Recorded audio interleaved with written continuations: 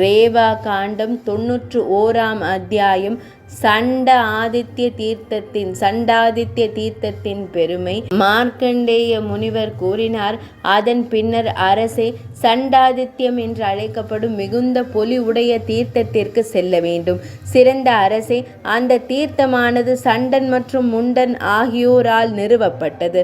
முற்காலத்தில் சண்டன் மற்றும் முண்டன் எனும் பெயருடைய 2 வலிமை மிக்க பயங்கரமான தைத்தியர்கள் அசுரர்கள் வாழ்ந்து வந்தனர்.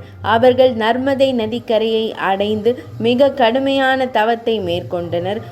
உலகிலும் உள்ள இருளை போக்கும் இறைவனான பாஸ்கரனை, சூரிய கடவுளை சிந்தித்து அவர்கள் தவம் புரிந்தனர்.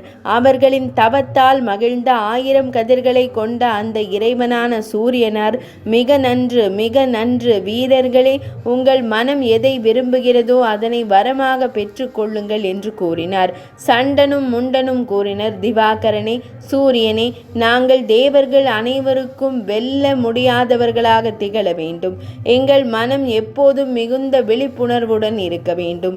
எக்காலத்திலும் நாங்கள் எந்தவிதமான நோய்களும் அண்டாதவர்களாக இருக்க வேண்டும். அப்படியே ஆகட்டும் என்று நீரை தன்பால் ஈர்க்கும் பாஸ்கரனார் கூறினார். அவ்வாறு சூரிய கடவுள் கூறிய பின்னர் பானுவானவர் சூரிய கடவுள் மறைந்து விட்டார். மிகுந்த பக்தியுடன் அந்த இடத்தில் பாஸ்கரனை அவர்கள் பிரதிஷ்டை செய்தனர். ஒருவன் தனது ஆன்மீக நிறைவை அடைய அந்த இடத்திற்கு செல்ல வேண்டும். அங்கு நீர்க்கடன், தர்ப்பணம் முதலிய சடங்குகள் மூலம் தேவர்களையும் மனிதர்களையும் பித்ருக்களையும் முன்னோர்களையும் அவன் திருப்திப்படுத்த வேண்டும்.